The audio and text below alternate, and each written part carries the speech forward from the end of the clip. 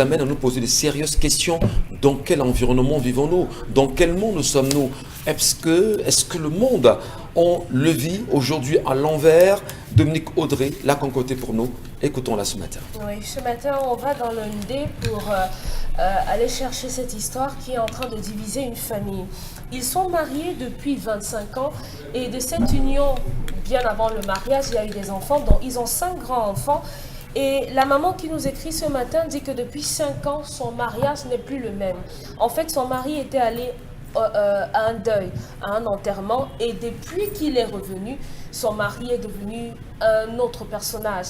Tout au long de leur vie, ils ont été des croyants pratiquants, fervents, baptême, communion, confirmation, servants d'église et tout et tout. Et malheureusement, depuis ce jour-là, il y a eu une rupture, une scission, et elle n'a jamais compris comment. Son mari allait à un deuil et lorsqu'il revient, il a ramené des effigies comme des masques, il a ramené des écorces, il a ramené des herbes, il a ramené comme des encens qu'il a commencé à utiliser à la maison tous les jours. Et ce jour-là, elle lui dit, mais attends, c'est quoi toutes ces choses? Tu sais très bien que dans notre religion, nous sommes catholiques notamment, on n'accepte pas ce genre de choses. Pourquoi est-ce que tu fais ce genre de pratique? Qu'est-ce que ça implique? Qu'est-ce qu'on t'a fait? Qu'est-ce qu'on t'a dit lorsque tu es allé dans ce deuil, dans sa famille? Son mari lui a simplement dit, j'ai décidé de retourner aux sources. C'est tout ce qu'il a trouvé bon à dire à sa femme. Et depuis lors, le soir, certains soirs à la maison, il brûle des choses dans toute la maison. Il lave les enfants, les garçons, il leur fait boire des choses, du moins, c'est ça qu'elle dit. Hein. Moi, je ne sais pas trop ce qu'ils boivent. Il leur fait boire des potions, il fait des blindages et un certain nombre de choses. Donc elle, de son côté, elle dit qu'elle a renforcé la prière, elle s'est rapprochée de son prêtre avec qui elle est en train de travailler sur le plan spirituel pour que ses enfants soient protégés. Et la question que la maman nous pose ce matin, c'est vrai qu'après 25 ans de mariage, ils sont quasiment à 50, 60 ans. Comment composer avec ces deux disparités? Ces deux entités spirituelles. Oui, comment composer? Ne mélangez pas religion et spiritualité. Merci beaucoup. La religion est basée sur un livre, la spiritualité sur le respect. Attention. Merci beaucoup. On ne peut pas mélanger. Voilà, ça peut être C'est spirituel. non, ça peut c'est être religieux. important. On en parlera. Alors justement, Donc, et sa question comment fondamentale. vivre ce mariage alors que elle est pratiquante, à autre chose, elle croit en Dieu, elle est chrétienne, et son mari croit en ce qu'il croit. en ses traditions. Voilà, en ses traditions. Ouais. Si c'est comme ça qu'on dit. Donc comment faire pas pour comme continuer? ça qu'on dit. Je savais. Je savais. Donc comment faire pour continuer à vivre dans ce foyer? D'accord. Mais est-ce qu'elle vous a avec dit cette qu'elle veut petite- divorcer? Est-ce Non, qu'elle vous non, a dit non. qu'elle veut quitter son mari? Non. Est-ce qu'elle vous a dit qu'elle voulait le ramener à Bien la sûr. case départ, qui est Bien le sûr. christianisme? Bien sûr. Est-ce que vous n'avez pas quand Elle même veut qu'elle dit... arrête avec ça parce qu'elle a peur. Elle a peur de quoi? Elle ne sait pas ce que son mari fait. N'est-ce pas? Est-ce qu'elle ne s'est pas rapprochée de lui pour demander, le chéri, il s'agit de quoi? Il a dit qu'il retourne. J'aimerais bien savoir. Quelles sont ces pratiques dans lesquelles tu es investi aujourd'hui? Les colliers bizarres, les trucs. Voilà. Donc, comme moi, Les là. blindages. Oui, il a ramené les trucs. Ah, voilà. Les trucs dont elle aimerait savoir. Est-ce que c'est possible de vivre avec un homme qui pratique, qui est pratiquant des traditions, je ne sais pas comment on dit, Box, désolé, et être également à l'église? Voilà. Est-ce que c'est possible? Allez, vous êtes très nombreux également à certainement mieux comprendre cette question. Vos avis et commentaires, vraiment, par SMS, hein, c'est très important aussi. On pourra vous lire, mais on prendra également le pouls de nos frères et sœurs qui sont sur Equinox TV, qui nous regardent là-bas. Est-ce que chez vous, en même temps, madame, ou encore monsieur, vous êtes dans une spiritualité compliquée, ou vous croyez justement à vos ancêtres, si on peut le dire ainsi, et madame, elle est impliquée, très impliquée dans la religion, ou vice-versa aussi. Hein. Comment parvenez à vivre ça? Comment parvenez à vous comprendre? Est-ce que vous acceptez, vous vous dites, bon d'accord, à chacun ses choix, on assume, ou il faudrait absolument que l'un verse dans les pratiques de l'autre? Autre chose quand même, Isabelle Carozepet, très souvent, lorsque vous allez à l'église, pour ceux qui se marient dans les églises, on vous dit, bon d'accord, si votre femme est protestante, vous êtes catholique, ou si vous, l'homme, vous êtes catholique, vous êtes protestant et votre femme est catholique, absolument la femme vous suivra. Parce que la femme suit l'homme, c'est pas l'homme de suivre la femme. Ouais. Dans ce contexte-ci, comment vous comprenez le dualisme qui existe entre les deux, Isabelle Carole? Vraiment, je crois qu'il n'y a pas lieu de s'inquiéter ou alors de faire de ça toute une préoccupation. Ce sont les aspirations tout simplement de son mari. Pourquoi est-ce qu'aujourd'hui ça pose un réel problème à cette dame? Je crois qu'il y a une absence de dialogue dans ce foyer qui serait justement à l'origine de ce déclic ou alors à l'origine de ce tas de questions qui taraudent l'esprit de la dame. Parce que si elle avait essayé d'en parler avec lui, je ne pense pas qu'on serait arrivé à ce stade dans cette relation, de poser tout simplement les bonnes questions, de savoir justement qu'est-ce que son mari est en train de brûler, qu'est-ce qu'il est en train de faire comme potion. Je crois que c'est ça qu'elle a fait allusion dans l'histoire. Il a ramené ci, il a ramené ça. Est-ce que c'est pour nuire à autrui? Vous me permettez, ils sont plein que de Baganté ou bien Abasamba. Il vit à Bassamba précisément. Bon, elle ne connaît pas les traditions. Et le monsieur lui a dit qu'est-ce qu'il veut faire? C'est pour ôter? Elle ne pratique pas ça. Est-ce que c'est pour ôter la vie à quelqu'un? Elle ne vient pas de Bassamba, elle vient d'une autre localité du Cameroun, dont elle a allé en mariage à Bassamba. D'accord. Ils avaient qu'à Est-ce que le monsieur dit que c'est pour tuer quelqu'un, pour nuire ou quoi que ce soit? Il lui a rien dit. Bon, il lui a rien dit, jusqu'ici il n'y a pas mort d'homme. Donc ça veut dire que vraiment tout ce qu'il est en train de faire comme potion ou encore comme écorce qu'il soit en train de manipuler, je ne pense pas que ce soit peut-être pour nuire à quelqu'un. Sinon peut-être dans l'histoire la dame aurait mentionné cela. Alors moi je pense que c'est tout simplement un problème de culture. Elle est nouvelle dans cette culture, elle est nouvelle dans cette famille et tout. Je pense que c'est au monsieur de lui dire ok, tu m'as épousé, tu peux également épouser ma culture ou du moins apprendre comment ça se passe. Peut-être que quand je vais dans mon village, là-bas, on me donne la terre de mes parents pour pouvoir venir, je sais pas, mettre dans la maison pour apporter une certaine paisibilité, tout ce qui va avec, ou alors de mettre ça peut-être sur la poitrine de l'enfant, ou alors de mettre ça à tel coin ou à tel autre coin de la maison. Je pense... Après.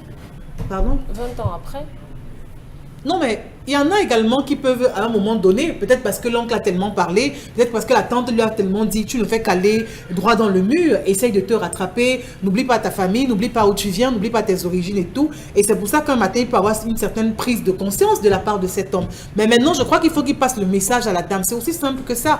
Ça n'enlève rien à ce qu'il pense vraiment du bon Dieu. Ça n'enlève rien à sa relation qu'il a avec le ciel. Moi, je ne trouve pas. Parce que ça ne va pas dégrader ses convictions, ses sentiments, ou encore retrécir sa foi. Sa foi peut toujours avoir la même épaisseur, mais maintenant, ce n'est pas pour autant qu'il va rompre avec cette tradition qu'il a peut-être commencé 20 ans après à se dire, ok d'accord, je viens d'où je sors, d'où j'ai besoin de quoi. J'aime à le dire, Isabelle Carole, soyez vous-même pour exister et non comme d'autres pour plaire. En réalité, est-ce qu'on ne va pas dire ici que la dame est tellement engluée dans une tradition, je vais dire religieuse, venue d'ailleurs, au point d'oublier véritablement ce qu'elle porte en elle-même comme j'aime, je parlerai traditionnellement, parce que lorsqu'elle ne comprend pas les pratiques de son mari, lui qui est ancré dans sa tradition et qui peut-être s'est réveillé au plus, je sais pas, tardivement, et qui s'est dit, bon d'accord, il faudrait forcément que je pratique pour le bien de mes enfants. Est-ce que la mère, au lieu de s'inquiéter, ne devrait pas prendre la peine de mieux comprendre son mari, de mieux comprendre ses traditions, afin d'avoir des réponses à ses inquiétudes aujourd'hui? C'est pour ça que j'ai dit à l'entame de mes propos qu'il y a une absence de communication, parce que on peut comprendre aussi l'état d'âme de la femme, parce que son mari n'a pas dialogué, il ramène ci, il ramène ça et tout, il passe tout simplement à l'action, et elle qui est derrière, qui n'est que spectatrice, veut bien comprendre ce qui se passe. Je crois que c'est aussi simple que ça, et c'est pour ça que parfois on se retrouve en train d'avoir des incendies qui ne devraient pas avoir lieu. Parce que c'est des choses aussi simples qu'on aurait pu régler en disant, chérie, écoute, vraiment, je suis allée voir ma tante, je suis allée voir mon père, je suis allée voir ma mère, qui m'a fait savoir que, voilà, je dois désormais faire ceci, je dois désormais faire cela. C'est des choses que je devais faire depuis fort longtemps. Absolument. Mais je n'y croyais pas. C'est avec le temps qu'on m'a convaincu. Et aujourd'hui, c'est ce que j'ai décidé de faire. Vous êtes convaincu par ça, Dominique Audrey? Vous comprenez, il y a une dichotomie quand même ici. Il y a un dualisme qui s'exprime. La dame... elle s'inquiète, l'homme, lui, l'est assuré, et il est rassuré d'ailleurs. Comment vous comprenez ça, vous? Que vous ayez épousé une femme et que 20 ans après, vous rameniez comme des statuettes que vous allez parquer dans toute la maison, un peu comme des caméras. Vous ne savez même pas ce que c'est, vous ne savez même pas si c'est possédé, vous ne savez pas si vous allez entendre les choses marcher dans la maison. Comment comprendre ça? Ça fait peur. Ouais. Ça fait vraiment peur. Et la Bible le dit déjà. Que ce soit à Deutéronome ou dans Michée ou encore dans Ésaïe à Lévitique, on dit malheur à ceux qui communiquent avec les morts. Son mari ne lui a pas dit de quoi il en retournait. Est-ce que malheur aux personnes qui sont des devins, malheur aux personnes qui consultent des astrologues, qui consultent les charlatans, un certain nombre de choses. Donc il faut consulter Charlamagne. Non, je vous en prie, regardez votre caméra. Non, vous parlez aux téléspectateurs, non, Charlamagne. J'ai pas envie de dire que c'est le démon qui fait ça. Non, non. J'ai pas envie de dire ça. Alors, poursuivez. Mais ce que je sais, c'est que si ce monsieur était véritablement dans ce qu'on appelle les traditions, est-ce que pratiquer les traditions voudrait dire qu'on ramène des choses comme ça chez soi? Ça peut dépendre. Ils vont nous répondre certainement. Non, ça peut dépendre aussi. Est-ce que... Parce que ça peut être autre chose. Peut-être il allait entrer dans un truc compliqué. Je laisse mes colliers ou quand je rentre souvent. Quand on les ramène à la maison, mes colliers, les choses. Mais Mbok dit qu'il est un prêtre spirituel. Ça, c'est une chose. Et maintenant, quelqu'un qui pratique les traditions a besoin de ses colliers. Oui. Bah, ce que cette femme, elle devrait faire, c'est qu'elle doit renforcer sa foi. Parce que ce que votre mari fait ingurgiter à vos enfants, on ne sait pas ce que c'est. Parce qu'après, on va nous ramener des histoires ici et après, les traditionalistes ici nous diront, vous ne savez pas, il y a des gens qui ont le ventre gâté parce que le père leur a mis des choses dans le ventre. Qu'est-ce qu'elle sait de ce que ses enfants consomment? Rien du tout. La seule solution, la seule option, le chemin, la vérité et la vie de vos enfants, c'est Dieu. C'est Dieu. Oui, non, on a dit que c'est Jésus. Ouais, bon, si vous voulez, c'est Jésus, Jésus, Dieu et le Saint-Esprit, ça fait un, la Sainte Trinité. Donc, il faudrait véritablement... Ne vous laissez pas distraire, je vous en prie. Véritablement, il faudrait que la dame vraiment renforce sa foi. Lorsqu'on est avec un partenaire et qu'on veut faire intégrer un certain nombre de choses à son partenaire, il y a une pédagogie, il y a une méthodologie. Vous ne serez pas, normalement, si c'était une femme belliqueuse, vous ramenez ces choses-là dans sa maison, elle va balancer ça à la poubelle. Elle va balancer ça à la poubelle parce qu'on sait ce que ça représente. Ben, elle ne l'a pas fait, c'est parce qu'elle veut comprendre certainement. Non, elle est respectueuse. Elle est respectueuse de son mari, mais il ne faudrait pas prendre le respect comme un truc et n'importe quoi. Moi, j'ai entendu dire qu'il y a des gens qui enterrent des choses chez eux et que la nuit, si vous passez par là, vous allez voir des tigres, vous allez voir des chats, vous allez voir, il y a des plantes qui mangent les gens, il y a des plantes qui réclament le sang et tout. C'est normal que cette femme s'inquiète parce qu'elle ne sait pas dans quoi son mari allait entrer. Si il s'est retrouvé initié dans une société secrète, je crois que c'est normal qu'il fasse savoir à sa famille que malheureusement ou heureusement, de par ma culture, on sait par exemple qu'à l'Ouest, il y a des castes dans les sociétés secrètes. Je suis entrée dans telle société, peut-être je suis à l'armée, peut-être je suis parmi les sorciers, peut-être je suis n'importe où, et ça demande que je fasse. Ce qui fait que sa femme et ses enfants vont l'accompagner dans cette mission. On ne met pas les gens comme ça face aux faits accomplis. Ça a simplement tendance à les braquer. Et il y a des incompréhensions. Donc, madame, priez. Alors, vous préconisez la prière, Charles Hamel, qu'est-ce que vous préconisez, vous? Dominique Audrey préconise, aidez-moi, madame, de prier. On ne sait jamais. Alors, qu'est-ce que vous lui dites à vous, monsieur Mbathiou? Madame, que doit-elle faire? Je vais commencer par Dominique Audrey. Je vais commencer comme elle. Il y a dans la Bible 30 versets qui soulèvent la question de l'idolâtrie. Et dont le plus percutant est Exode, chapitre 20, versets 4 à 6. Qui dit, monsieur Michel Ngatou, tu ne te tailleras aucune image taillée, ni d'aucune ressemblance de choses qui sont là-haut, aux cieux. Et tu ne te prosterneras jamais. Que fait l'Église? La preuve, dans toutes les églises, on prie sur la photo d'un acteur, qui a même dit d'arrêter d'utiliser ma photo. Mais jusqu'ici, l'Église ne s'est jamais prononcée. Ça se balade partout. Des gens mettent ça dans leur maison, la photo d'un acteur qu'on dit être Jésus. Alors, monsieur Michel Ngatou, ce monsieur s'est réveillé. Comme Bombok dit, en chacun d'entre nous a une lumière. Une phrase, l'âme de Dieu. Cet homme s'est réveillé, monsieur Michel Ngatou. Et on dit bien qu'il sort de cet acte.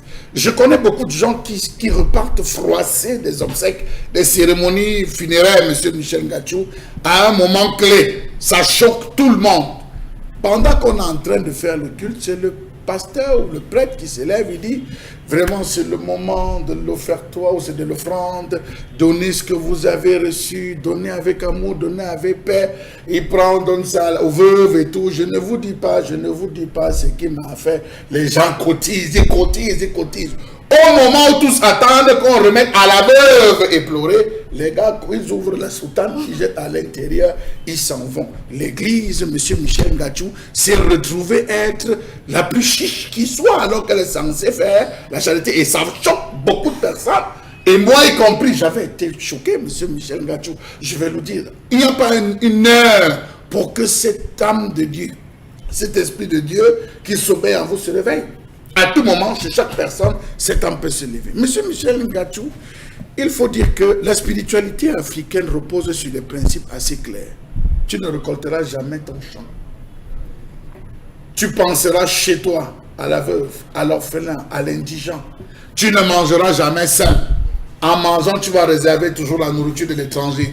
En mangeant ou en sortant, tu vas réserver. Donc, il y a un ensemble de choses qui sont, monsieur Michel Ngachou, président. Si un homme se retrouve, permettez-moi l'expression, à décider d'aller dans ces traditions avec sa femme, c'est la femme qui suit l'homme. C'est la femme qui suit l'homme. Si elle a intégré la dame. Bonbon Bengal, qu'est-ce qu'on dit de cette histoire ce matin? D'abord, premièrement, il n'y a pas rupture de dialogue. La femme a refusé d'intégrer les gestes et coutumes de son mari. Elle a refusé parce que sûrement l'homme lui disait que comme tu vois là, c'est moi, voilà, il pourra arriver un moment où la dénonciation. Donc en réalité, il n'y a pas rupture de dialogue. C'est la femme qui a refusé d'y aller. Deuxièmement, comment les Africains ont appris au monde que Dieu existe? C'est nous qui avons appris au monde que Dieu existe. Ce ne sont pas les églises. Même si on revient à la mythologie de ce qui se passe liturgique et culturel des églises abrahamiques, c'est Moïse qui a créé le judaïsme. Ouais. Et c'est du judaïsme que sont nés le christianisme et l'islam. Et Moïse a vu Dieu ou a connu Dieu ou chez nous. C'est nous qui avons dit à Moïse, avons montré la voie de Dieu à tout le monde, au monde entier. Comment se fait-il donc que lorsqu'un Africain rentre à ses sous, on dit qu'il ne connaît pas Dieu? Lorsqu'il dit que l'église fait mal, on dit qu'il ne connaît pas Dieu. Non, justement, lui étant celui qui a dit au monde que Dieu existe, simplement parce que justement, il n'est pas dans l'idolâtrie. L'Africain est science, il n'est pas dans la croyance. Nous, on ne croit pas que Fils, Père, Saint-Esprit, c'est un. Non, on sait que la voie du salut, qui n'est pas individuel, qui est collectif, passe par tes ancêtres. C'est pour ça qu'on décline son identité. Donc j'ai dit, ma fille, non, ton mari est en train de ressourcer toute la famille avec ses ancêtres et c'est par cette voie que vous irez à Dieu. Ce n'est pas par Jésus, par Marie ou par qui que ce soit. C'est par là la voie. Suivez votre mari et vous aurez le bonheur de votre vie, de votre descendance, ainsi de suite, ainsi de suite. Il n'y a pas à s'alarmer. C'est déjà bien que vous n'ayez pas causé des dégâts, mais suivez votre mari. Il n'y a aucune panique en fait. C'est ce qu'il faut dire là-dedans. Il n'y a aucune panique. Mais ça craint quand même. Ça craint quand même. C'est la pratique qu'elle ne comprend pas. Est-ce que l'homme ne ferait pas bien? Non, on lui a appris la supériorité. Voilà. Quand vous dites il n'y a pas Dieu à l'église, vous dites ah oui, c'est toi qui es Satan. Non, et ça c'est ça qui est vrai. Mais est-ce qu'elle n'a pas raison de paniquer ici? Parce que est-ce que l'ignorance dans... Elle a raison de paniquer, Michel. Il faut qu'on dise les choses simplement. Encore qu'on est dans une société aujourd'hui tellement mondaine où les gens se mettent parfois à rentrer dans des sectes, dans des choses vraiment qu'on ne comprend plus. Oui. Elle a raison de s'inquiéter de voir son mari du jour au lendemain avoir des attitudes qu'elle n'a jamais vues en 20 ans de mariage. Son mari, de le voir rentrer avec des statuettes d'être... Et il y a la famille. Non, comme dit Bonbon Bengan, certainement avec... la femme, l'homme a tenté d'avoir une médiation au départ pour lui faire savoir que j'ai des us et coutumes que je dois respecter. Michel Ngachou, vous êtes un homme et vous savez très bien comment les hommes se comportent. Ils ont souvent tendance à rentrer justement comme un bourrage, les chefs de famille. Pourtant, ils oublient que en réalité, c'est la femme qui gère un foyer. Mais par conséquent, vous avez l'obligation de lui tenir informé de tout. C'est la femme qui là-bas, on leur dit que ton mari est dans la sorcellerie. Il y en a même qui vont épouser leurs prêtres, leurs pasteurs. On n'a jamais expliqué, l'Église n'a jamais expliqué à la femme la valeur du sel. La valeur du La sel. valeur du sel. Beaucoup de femmes jettent le sel, il y a n'importe qu'on jette, elles ne connaissent pas la valeur du sel. Ouais. Les différents types de sel, et quand utiliser ce sel fabriqué, importé, et que le sel gemme traditionnel que nous avons, c'est très attentif, il faut être attentif. Les femmes rentrent dans certaines pratiques, monsieur Michel Ngachou, de l'église sans jamais chercher à comprendre, parce que maman a tenu la main, elle voit faire, elle voit comment, jamais, je vous assure, interpeller un chrétien du tu fais tel rituel, pourquoi? Il ne vous répondra pas en disant on a l'habitude de le faire. Je le fais Vous aussi. êtes d'accord de Oui, nous écouter? Je le fais Vous êtes d'accord aussi. avec ça? Alors que chez le Bantou, vous ne faites pas ce que vous ne connaissez pas. Vous ne touchez pas à quelque chose que vous ne connaissez pas. Oui.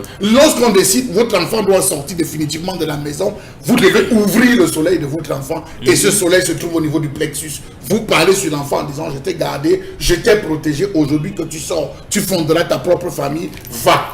J'ouvre ta voie, que rien ne te bloque, sois désormais le maître, mais reviens me voir en cas de problème. L'Africain a une façon. C'est connu. Oui, comme on dit, monsieur Michel Ngachou, on dit qu'il donne des choses à l'enfant. Ça peut être des écorces. Des écorces, quoi, pour nettoyer le ventre de l'enfant. Absolument. Il s'est rendu compte que Et si vous ça, avez des on familles. fait boire le poison. Vous avez des familles où c'est hôpital. Il s'est rendu compte que, mais attention, mes enfants, je vous assure, le déclic, chez tout homme, le déclic vient à un moment donné. Ça peut être dans ses compositions anti-typhoïdes, que le gars utilise. Mais ça n'exclut Tout pas, ce qui ça est- n'exclut pas que Charles Hamel, la vie est compliquée, le droit est mauvais comme on dit Non, habituellement. monsieur Michel Ça n'exclut pas que les gens Ngachou. qui est quand même Monsieur Michel il Ngachou, faut le dire. lorsque vous abordez chaque secte, l'Église est une secte de la même manière que vous parlez des autres sectes. C'est un groupe fermé. Chaque groupe fermé a ses symboles, sa symbolique et son symbolisme. Si vous décidez d'entrer dans la spiritualité, commencez à vous familiariser avec les symboles, la symbolique et les symbolismes. Attention, D'accord. c'est très important. Chaque chose a une signification. Quand vous arrivez à l'Église, vous voyez la croix. On va- La croix a une on va signification. sortir. Quand vous arrivez chez les traditionnalistes, chaque chose a une signification. Merci. Qu'elle commence à apprendre, qu'elle ne se retire pas, qu'elle ne se rétracte pas, je vous dirais qu'elle prendra assez.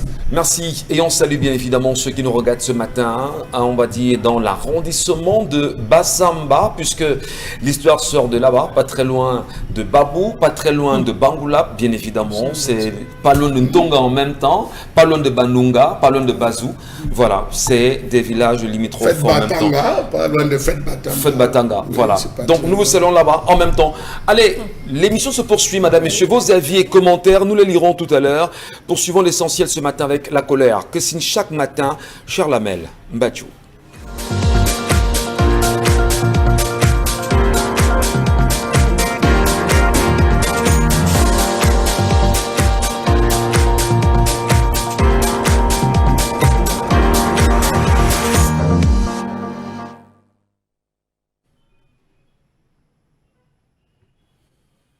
Je m'interroge ce jour sur la question de la surprotection des expatriés dans ce pays.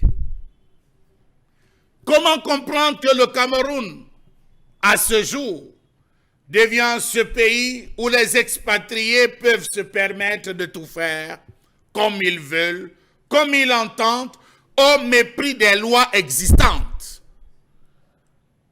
Existe-t-il une règle pour les expatriés ou des exceptions pour les expatriés et des règles pour les Camerounais? Question. Comment comprendre que les expatriés aient plus de droits que les Camerounais dans leur propre pays? Je vais vous prendre un exemple.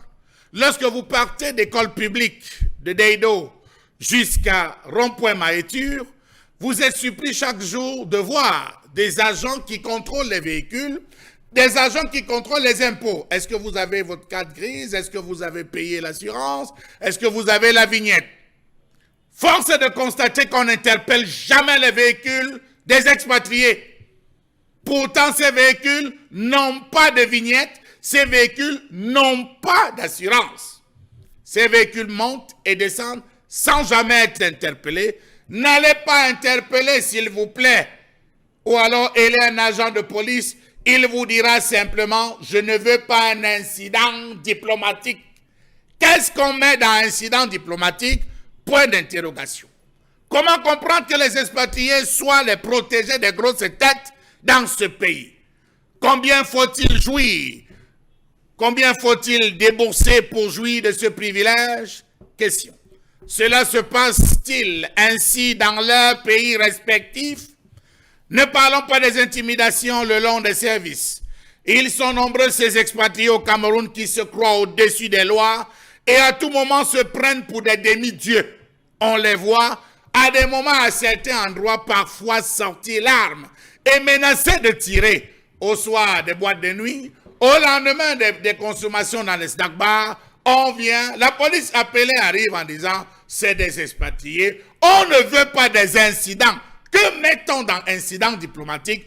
Posez la question à nos amis commissaires, à nos amis commandants, ils vous répondront. Comment comprendre la maltraitance que vivent les Camerounais sur la terre? Souffrez la bonne charité commençant par soi-même. Que dire de ces expatriés qui, au nom de la protection des autorités administratives, permettent aux étrangers de fouler la spiritualité même africaine? On a vu et on le voit dans certaines zones, que ce soit à l'est, que ce soit au sud, que ce soit à l'ouest, on s'en plaint, mais rien ne fait. Comment comprendre le fait pour l'étranger d'avoir plus parole que le Camerounais? Comment comprendre que les Camerounais soient des laissés pour compte dans ce pays? Comment comprendre qu'une plainte déposée devant un officier de police judiciaire contre un expatrié n'ira jamais loin de créer un incident, dit-on, dans la zone de Bonapriso et plus précisément au niveau du GMI? Des plaintes, une multiplicité, j'y arrive, de plaintes sont déposées chaque jour par des nounous, par des vigiles, par des personnels qui se plaignent du mauvais traitement de ces expatriés. On dit, eh bien, allez écrire, vous allez déposer dans leur ambassade ou leur consul, ils vont gérer cela. Nous, on n'a pas les capacités, on va voir dans quelle mesure l'interpeller. Comment comprendre l'insensibilité, on va le dire, des hauts responsables de l'État face aux plaintes des travailleurs camerounais qui se plaignent trop souvent, n'est-ce pas, du fait qu'ils soient maltraités? On en décrit, on crie chaque jour, mais hélas, rien. Manque d'humanisme. On oblige dans certaines structures les employés à manger debout et même parfois les femmes enceintes à ne pas s'asseoir. Lorsque des plaintes sont déposées à l'inspection du travail, on retourne tout simplement la copie et on passe. Comment comprendre que dans certaines structures, pour dire tenues par des expatriés, loin du code du travail camerounais, on exige que pour se rendre aux toilettes, il faut obligatoirement adresser une demande par écrit. On n'abandonne pas, dit-on là-bas, son poste ainsi. Comment peut-on rabaisser l'être humain à ce niveau? Les plaintes formulées n'aboutissent jamais dans ce pays. Pourquoi? On ouvre une enquête et jamais on ne la referme.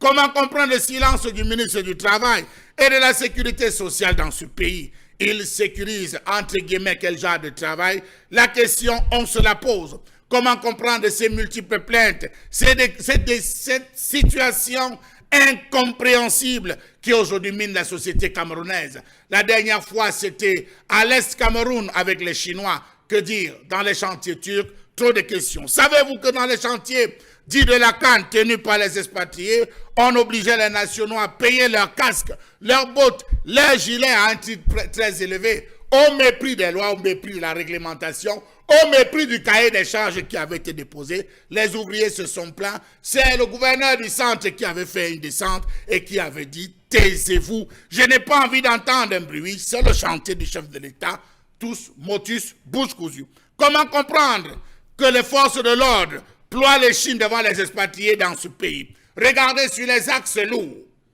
Pendant les conduites, le temps de week-end, observez, vous allez vous rendre compte que même flashé, on n'interpelle pas les expatriés de peur d'avoir des problèmes. Que se passe-t-il au juste dans ce pays? Pourtant, nous avons des expatriés qui circulent sans aucune pièce en leur possession. À peine interpellé, c'est l'ambassade qui réagit, c'est le consul qui appelle, c'est ci, c'est ça, on se retrouve à fermer les yeux. Comment comprendre que même dans les aéroports du Cameroun, vous avez des expatriés qui ne respectent aucune règle et sont parfois suppliés par les fonctionnaires des aéroports de ce pays? Ils violent le rang, les principes des consignes, ils traversent sans toutefois s'aligner et récupérer. Tout cela, on ne dit rien, on supporte. Comment comprendre le fait pour certains hommes en tenue de protéger arbitrairement ces étrangers dans ce pays? Comment comprendre que les fonctionnaires de police font l'objet de sanctions de la part de leurs supérieurs hiérarchiques directs lorsqu'il y a certains éléments qui essaieraient ou qui s'essayeraient à faire leur travail? Comment comprendre qu'un policier soit frappé pour le simple fait d'avoir interpellé un expatrié qui roule sans papier, sans permis de conduire. Et ils sont pleins à Bonapriso, pleins à Bonamoussadi qui tournent, ils n'ont aucun document, ils circulent parce qu'ils savent qu'au moins de problèmes on va interpeller. De quel incident diplomatique parle-t-on?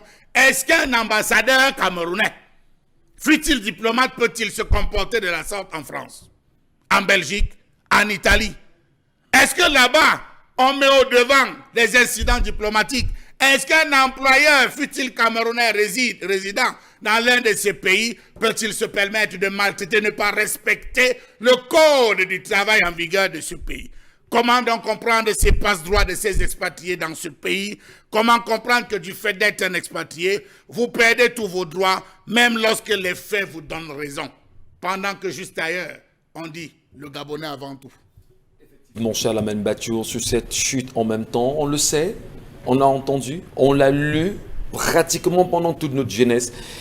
C'est une maxime au Gabon, le Gabonais avant toute chose. Eh bien, ça repose une question fondamentale. Comment est-ce que l'on traite les Camerounais dans les commissariats lorsque un Biafra vous porte plainte? Pas forcément. Je vais plus loin. Non, il y a eu des cas. Il y a des cas aujourd'hui où le Biafra vous amène au commissariat, c'est lui qui a raison. C'est lui qui a raison. Arrivé là-bas, c'est avec tous les moyens qu'il dispose, on est capable justement de vous coffrer, vous qui êtes Camerounais, même si vous avez raison, pour protéger justement l'étranger. C'est vrai que dans ce que vous dites, il y a lieu de comprendre entre l'expatrié et l'étranger ici, et les relations diplomatiques, du moins le personnel, des ambassades, etc. Nous parlons ici des fautifs. Nous parlons des gens qui ne respectent pas le code de la route, qui ne respectent pas le code du travail. De surprotection. Voilà. Et dans la surprotection, je commence avec vous, Mohamed Kandje, va-t-on justement le dire qu'au Cameroun, il y a une place accordée, certes, aux étrangers, expatriés et tout ce que vous voulez, qui aille avec, voire même les expatriés, contrairement aux Camerounais? Non. Au Cameroun, le Camerounais est chosifié, l'étranger est déifié. Charles Hamel a pris le code le monde du travail. Oui. Je vous assure, les autorités policières, des gendarmeries administratives savent tout ce que les étrangers font contre leurs frères et sœurs camerounais, mais elles se taisent. L'inspection du travail, n'en parlons pas. Donc c'est ahurissant. Le dernier cas en date, on a arrêté un Chinois et un Camerounais qui ramassaient les pièces de 100 francs en Dogbon, je pense l'année dernière. Il y a 2 ans. Voilà. On a minauté le Camerounais et le Chinois, il se baladait comme s'il était l'accompagnateur des forces de maintien de l'ordre.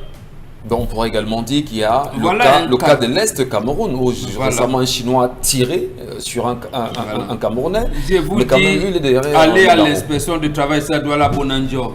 Je ne vais pas citer les noms des nationalités, mais tous les Camerounais qui travaillent, il y a un pays qui n'existe presque pas au Moyen-Orient.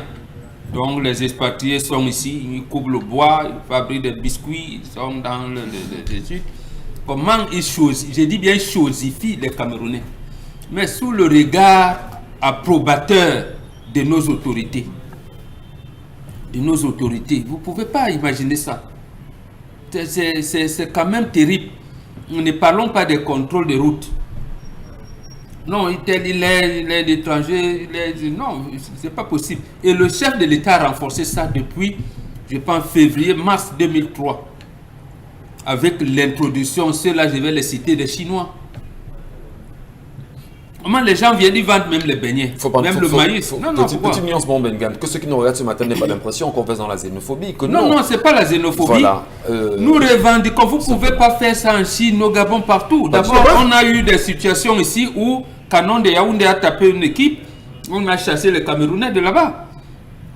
On les a chassés, Canon Union, qui gagnait des équipes et tout. Pour un simple match, on vous chasse. On a vécu ça. On dit ce sont l'armée de l'air qu'on avait commandé avec les C-130 pour aller faire le transport de nos compatriotes qui étaient menacés parce qu'un club camerounais a tapé un autre club étranger. Je vous dis, allez à l'inspection du travail, c'est ahurissant. J'en ai parlé à certains inspecteurs du travail. Je leur dis, vous voyez vos frères, ils sont là, ils ne travaillent pas. Quelqu'un travaille pendant 6 ans sans contrat de travail. Même ce qu'ils ont convenu comme salaire, on ne paye pas. Le gars s'est plaint. C'est pas possible. Et on les laisse. On les laisse. Ailleurs, vous ne pouvez pas voir ça. Vous évoquez le cas de la Chine. C'est pas la homophobie, mais jusqu'au jour, je vous dis ça, c'est un peu ahurissant. C'est d'ailleurs révoltant. Révoltant. Où les étrangers viennent vous dominer chez vous. Donc nous avons... attendez, vous pouvez passer au camp Yabassi n'importe comment, ou en Vogada. Il y a des endroits où on fait les pièces détachées. Bien sûr. Je vous dis, vous pouvez, les maires s'amusent là. Qu'ils aillent au quartier, au camp Yabassi, essayer de dire libérer le trottoir, on va voir. Qu'ils aillent, ils vont voir. On va voir à qui appartient le camp Yabassi. Si c'est aux Camerounais ou aux étrangers. Non, c'est révoltant. Parce que justement, c'est cette hospitalité camerounaise-là qui a amené, j'allais dire, qui a même appuyé cette orientation de nos autorités vers, je ne sais pas moi, la chosification de leurs compatriotes au lieu de les protéger. Ça s'est répandu avec les ambassades. Vous avez, nous, on a des représentations diplomatiques. Ils savent bien que leurs compatriotes sont victimes de xénophobie, puisque vous avez dit qu'il faut éviter le mot. Mais nous sommes victimes de xénophobie partout dans le monde. Et lorsque les Camerounais viennent se réfugier auprès d'une représentation diplomatique, ils reçoivent quoi? Les portails sont fermés. Oh, donc quelqu'un peut même venir devant votre ambassade et vous cogner, il fait ce qu'il veut. C'est la réalité en même temps que nous traversons au quotidien, madame, messieurs. Comment vivons-nous aujourd'hui avec les expatriés, si on va le dire, les étrangers, et le comportement de ces derniers auprès des autres Camerounais, encadrés, dit-on, par les autorités camerounaises? J'aimerais bien savoir, Isabelle Carozopet, il y a des cas qu'on a sous la main. Permettez qu'on cite, il y a des Indiens. Les Indiens sont nombreux au Cameroun, ils font des affaires. Les Indiens, les Libanais. Les Libanais. Les Indo-Pakistanais. Voilà, ils sont nombreux. Ils sont nombreux au Cameroun, ils font des affaires. Jamais on a entendu justement une autorité camerounaise dire on ira savoir exactement ce qu'ils font, ce qu'ils apportent ou ce qu'ils ont apporté pendant tout le temps qu'ils ont passé au Cameroun. Mais surtout, on n'est jamais allé voir le comment du traitement salarial ou des employés qui sont pour la plupart des Camerounais au sein des entreprises qu'ils implantent au Cameroun. Est-ce qu'on ne m'a pas dit justement ici que l'État, le gouvernement, les autorités sont complices du mépris que les étrangers portent vis-à-vis des Camerounais? Je crois que aussi bien les autorités, aussi bien nous-mêmes, nous cessons de nourrir cette façon pour ces expatriés de devoir se comporter. Malheureusement, on arrive à cela. Pourtant, on doit les agresser. De voir autre chose. Non, je pense que la part belle, quand je parle de responsabilité, s'adresse justement à ceux qui, justement, ont cette lourde responsabilité de nous diriger. Vous allez voir dans des lieux où vous avez peut-être besoin d'un service, vous arrivez dans un service public, on va recevoir ces personnes avant. Pourtant, il y a un filet, il y a un rang où tout le monde doit obéir. Vous arrivez à tour de rôle, on vous reçoit au fur et à mesure. Je ne vais pas commencer peut-être à prendre les exemples de tel ou de tel autre lieu. Mais pour peu que, ok, d'accord, on se rende compte qu'il y a tel étranger ou tel autre étranger, oui. Vous qui avez même votre enfant là avec vous et tout, on vous laissera pour aller prendre justement cet expatrié qui sera aussi vite servi et qui pourra par la suite... C'est quoi le problème à votre avis? Je me demande bien si c'est encore une histoire de complexe, parce que moi je n'ai même pas envie de dire complexe, parce que je me demande à cette heure-ci, vraiment est-ce qu'on devrait encore parler de complexe? Complexer de quoi? De qui? Par rapport à quoi? Mais il faut voir comment les Camerounais traitent les Français aussi. Hein. Comment les Français, un Français rentre dans une entreprise ou dans une boîte, comment il est choyé, comment il est entretenu. Il est immédiatement servi. Vous êtes là depuis des heures, vous attendez impatiemment, vous êtes même avec l'enfant de surcroît, mais vous n'êtes allez dans les banques, vous allez voir. N'êtes pas servi. Vous faites les rangs, mais dès qu'il arrive, il est aussitôt servi. C'est lui qui a directement un thé, c'est lui qui va prendre un café, c'est lui qui va le mettre avec sucre ou sans sucre. On va poser tous les services, toutes les questions du monde. Il sera à chaud, il sera même assis. Vous êtes debout, Michel Ngachi, vous vous posez la question, qu'est-ce qu'on a fait pour pouvoir mériter cela? Donc, n'allons pas toujours dire que ce sont les autorités, parce que ce n'est pas l'autorité qui vous demande de recevoir l'autre avant l'autre, de le faire asseoir, de lui donner une tasse. Si, c'est l'autorité. Non, mais c'est nous-mêmes également qui le faisons. C'est nous-mêmes également qui le faisons. Donc je dis, on doit pouvoir traiter tout le monde comme il se doit. Il ne s'agit nullement pas pour nous de parler de xénophobie ou encore de développer des propos, peut-être pour dire qu'on n'est pas d'accord avec eux alors qu'on ne voudrait pas. Mais au moins, tout le monde doit être traité de la même façon. Il y a quand même ces images encore, puisqu'on parle de la Chine. Ici, au marché, le marché chinois, là, Oui, au niveau de la douche. au niveau de la douche, on voit très souvent comment les étrangers chinois, là-bas précisément, battent même sur des Camerounais. Et ça ne dérange personne. Et ce qui est curieux, c'est que les mêmes Camerounais passent par là, regardent et en rient et s'en vont. Non, non, c'est pas ça. J'en ai vu. J'adore les Chinois, en principe, devraient faire la vente en gros. Et c'est limité Jamais à ça. à la vente de détail. Mais comment les autorités Acceptent. leur laissent la possibilité de faire les ventes de détail? Et c'est- Voilà le voilà. c'est- Et puis, Et le ministre du Commerce est le courant de ça. Quand vous arrivez justement pour parler de ce lieu précis, tous les Camerounais sont dans la rue. Ils vendent de la route, vraiment. Mais ce sont tous les Chinois qui ont ces boutiques, qui ont les meilleurs espaces, qui ont les meilleurs lieux pour pouvoir commercialiser, qui vendent en gros et en détail. Et vous regardez à côté. Ils louent la véranda de leur boutique au Camerounais. Comment vous vendez à la véranda. Ils sont pleins là, ces Camerounais, à vendre à la véranda. On ne fait que la chasser par-ci, chasser par-là. Il n'y a même plus de boutiques qui soient disponibles. Et eux-mêmes qui sont Camerounais peinent à avoir une boutique dans leur propre pays. Et pourquoi? Parce que tout ce qu'il y a eu de bien ou encore de meilleur comme espace a été offert aux autres. Je pense que vraiment, aimer son prochain comme soi-même. Il faut d'abord s'aimer avant d'aimer l'autre comme toi. Donc je crois que vraiment ça manque cruellement. Le mal est tellement profond parce qu'aujourd'hui quand on se retrouve dans une entreprise même gérée par ces personnes, ils nous traitent avec vraiment... Une telle condescendance. Et on se pose même tellement de questions. Est-ce qu'on devrait mériter de tels traitements de leur part?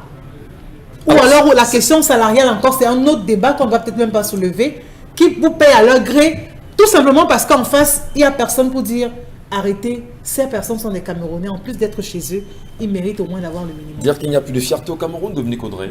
Les Camerounais sont plus fiers d'être Camerounais parce que moi je suis fier d'être Camerounais, je suis heureux d'être C'est parce que Camerounais. vous n'avez pas encore été face à un Chinois, un Français, un Américain. Ah bon? Ouais. Ou Il va même vous c'est faire le lire, Libanais. il va vous Ou un faire simple lire Libanais, l'heure. c'est vrai. Il va vous faire lire l'heure. Et vous verrez, vous saurez si vous en êtes encore fier ou pas. Il y a que, même au niveau du secteur minier, regardez par exemple, en 2017, dans la localité, à l'est, là-bas, on a dénombré sensiblement 47 personnes qui sont mortes dans des mines abandonnées. Ouais. Le code minier de 2016 précise que lorsqu'on a terminé une exploitation minière, on doit refermer le site. Et les trous. Les trous. trous. Parce qu'après, ça devient des lacs. Absolument. Et on retrouve des enfants en train de jouer, ou bien la terre qui va se verser sur les gens. Vous avez entendu Pour des éboulements. qu'on a interpellé une de ces entreprises pour dire, mais comment se fait-il que vous laissiez ces mines comme ça? Non, personne ne fait rien. Parce que ça ne dérange personne. Vous avez déjà parlé du marché. Il y a que, moi je ne suis pas, vous allez dire que je fais la promotion de la violence, hein. Mais si vous êtes en train de travailler dans une boutique à la douche et que la personne qui vous emploie vous bat dessus, je suis désolée, vous lui rendez le coup. Vous lui rendez ce coup.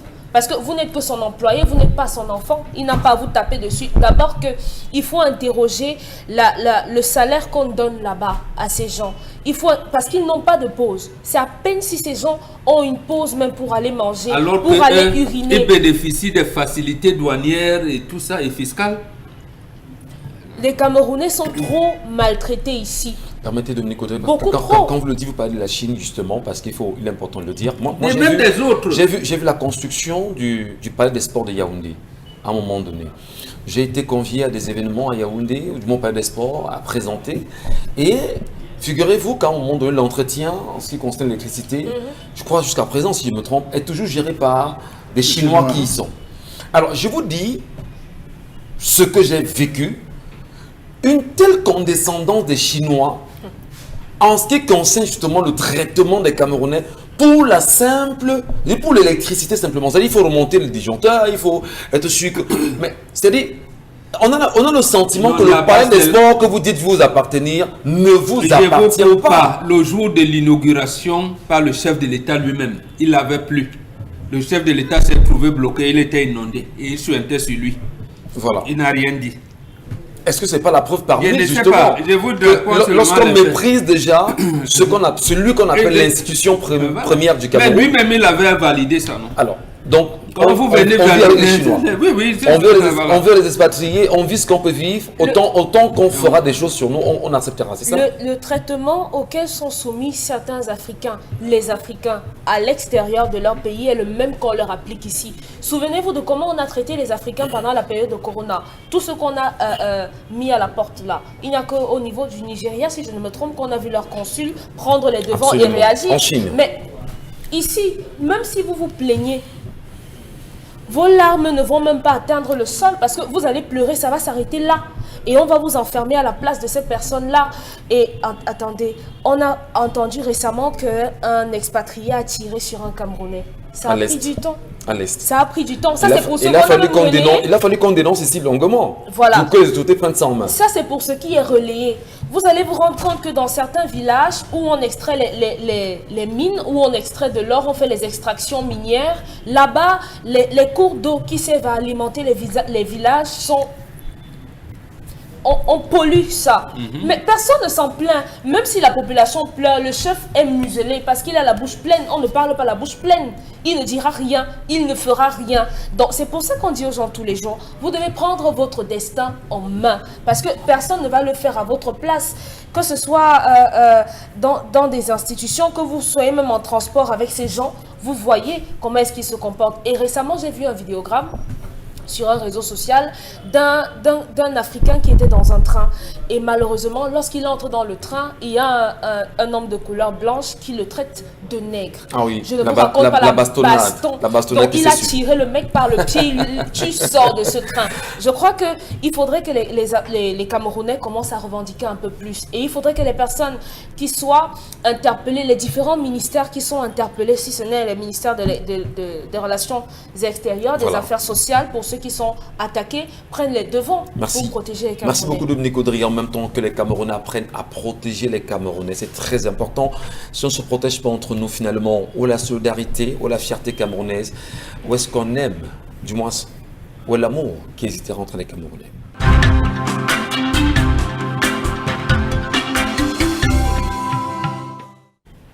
Bon retour à vous, bienvenue à l'instant, madame, messieurs. Si à l'instant vous vous joignez sur Equinox TV, enfin, vous joignez à nous sur Equinox TV avec 10-12, le Zénith, plaisir en même temps de vous savoir très nombreux à nous regarder comme chaque matin. On n'hésite pas, effectivement, d'adresser nos soutiens à ces compatriotes camerounais qui sont aujourd'hui dans des prisons camerounaises et qui nous regardent chaque matin, que ce soit à Kondengui, que ce soit à Nebel et dans d'autres prisons camerounaises chaque jour.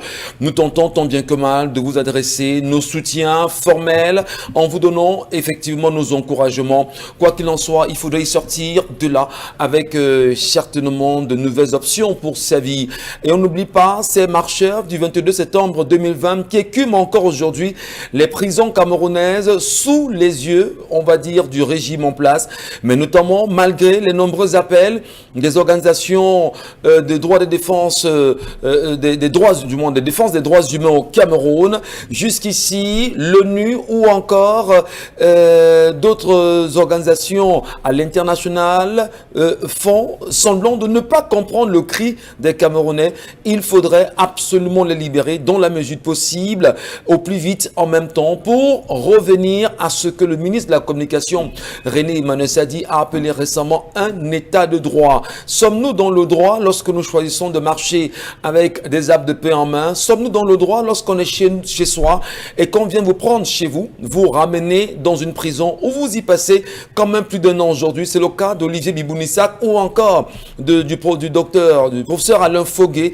Madame, messieurs, des questions évidentes qui nous interpellent. Est-ce qu'on peut également parler du cas Fridolin Kay, qui depuis des jours pousse quand même plein de Camerounais à se poser des questions évidentes sur sa vie, sa survie et également sa sécurité aujourd'hui?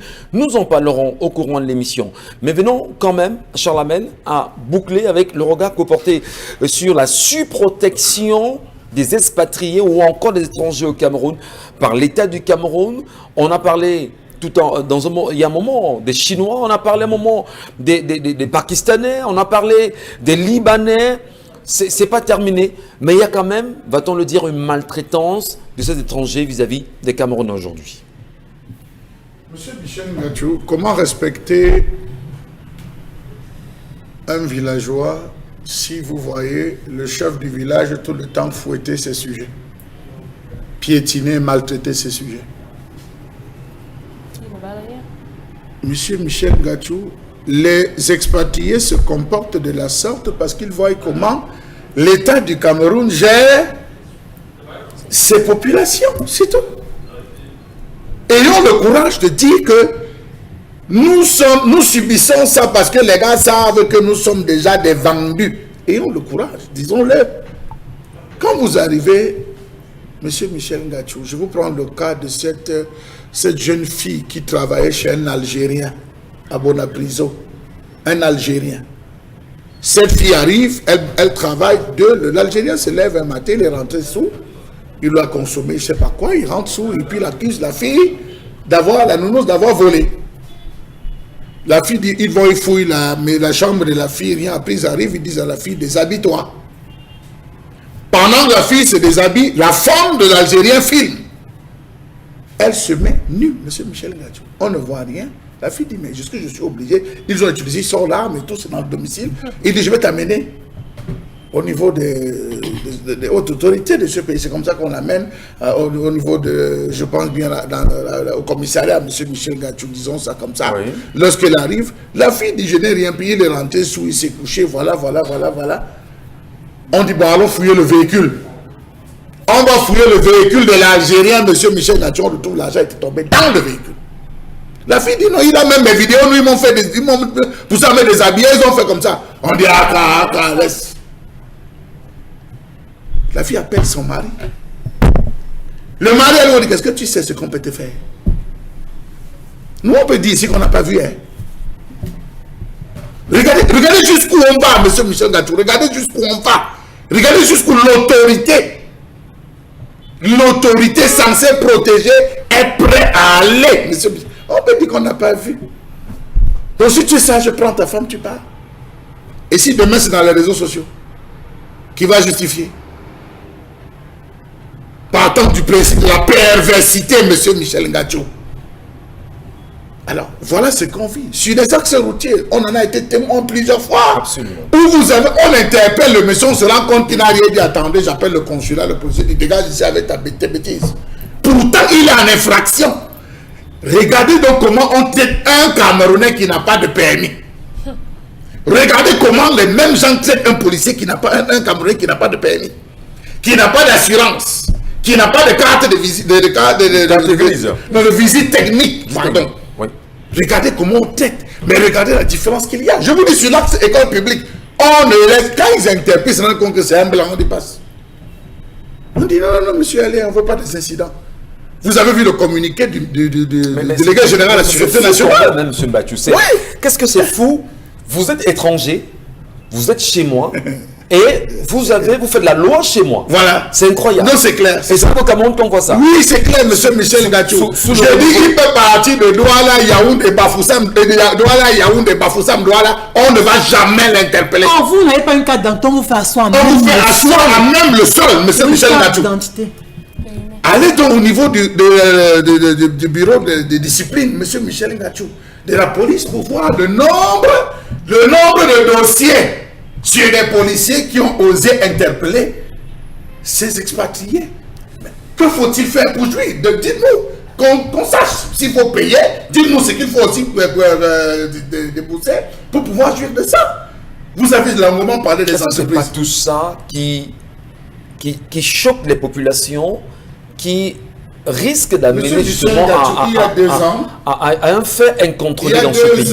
Il y a 2 ans, la 3e personnalité de la République réunit ces populations parce que chef de village, il a dit, vous souffrez, vous avez tous ces problèmes parce que vous accouchez trop. Dans la salle où il est dit, il y a le responsable de l'OMS, dans la salle où il est dit, il y a le responsable de l'UNICEF, dans la salle où il est dit, il y a les ONG, mais c'est des gars. Et il le dit aux populations. Mais quand ils sortent de là, vous pensez qu'ils peuvent avoir quoi dans leur tête, monsieur Michel Gachou?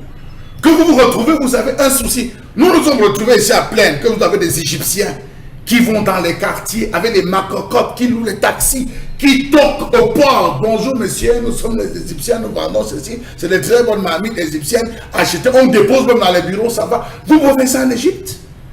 Est-ce que c'est prévu? Pourquoi est-ce qu'on ne respecte pas le code, monsieur Michel Gachou, le code du travail? Rien que ça, que cela soit appliqué à ces expatriés. Pourquoi? Prenons les messages à la belle. Méchanceté, Le temps. c'est une méchanceté. Non, Le temps pour vous. mais le drame, c'est que nous avons des élus. Je vous dis, il faut dissoudre l'Assemblée nationale. Ça ne sert à rien, monsieur Michel Gachou. Ce n'est qu'une chambre d'enregistrement. Il faut dissoudre l'Assemblée nationale. Parce qu'un élu, dans sa circonscription, commencez par lancer une pétition, Charles Membachou. Peut-être les Camerounais. dans sa circonscription, ce n'est pas à moi de le faire. Nous, on s'intéresse au fait quand le temps. Ce n'est pas moi, c'est pas mon rôle. Nous émettons des avis, monsieur Michel Gachou. Et des avis qui sont, nous relayons la pensée du peuple. Absolument. Ce n'est pas nos idées, c'est la pensée du peuple que nous relayons. Comment voulez-vous que dans une zone, regardez, vous avez plein de personnes dans les plantations, allez voir au niveau de la PHP, allez voir au niveau, je vous cite des zones, vous avez vu plusieurs fois sur les réseaux sociaux couverts par des médias où les ouvriers sont sortis pour décrier. Qu'est-ce qui a changé, monsieur Michel Gachou? Le dernier cas, c'était la PHP. Qu'est-ce qu'on a dit? Qu'est-ce que les autorités ont fait? On a apaisé, on a dit calmez-vous, ça va aller, retournez. Vous vous rappelez du dernier chantier des barrages, je crois, sur Nachigall. Qu'est-ce qui s'est passé au niveau du chantier Nachigall? Qu'est-ce qui a été dit? Mais je vous dirais, monsieur Michel Gachou, qu'un vrai expatrié qui a de l'argent ne vient pas au Cameroun. C'est les pauvres qui viennent vivre en Afrique, monsieur Michel Gachou. Un vrai expatrié, il va aller aux îles de Bermude, il va aller à Ibiza, s'amuser. Il vient faire quoi en Afrique? C'est le dernier, la dernière zone où un blanc qui a de l'argent, un vrai expatrié qui veut vivre viendra. C'est des gens donc qui chez eux ne représentent rien, ne sont rien, Oui. vivent pour des moins que rien, mais qui arrivent au Cameroun et qui sont respectés par les autorités. Prenons les messages à la même battu, le temps pour vous de Mais prendre vous un savez, verre ça d'eau. nous met en colère, Oui, monsieur Michel on le Gachou. comprend. Vous prenez un verre d'eau, chère Isabelle Caronne. Vous nous prendrez également des messages de nos téléspectateurs ce matin. Qu'est-ce qu'ils nous disent? Sacré 10-12, le Zénith, c'est déplorant ce qui se passe dans ce pays. Au Gabon, par exemple, la carte de séjour coûte 55 000 francs pour nous, les Camerounais. Mais au Cameroun, on ne sait même pas si les expatriés la payent même leur carte de séjour. Les Ouest-Africains sont pleins à Douala. Ils nous menacent même, nous, les Camerounais, mais nos autorités restent bouche bée. Moi, par exemple, lors d'un voyage retour du Gabon, à la sortie de la première ville frontalière avec le Gabon au poste de contrôle, la police camerounaise nous contrôle. Parmi nous, il y avait des Gabonais et des Guinéens.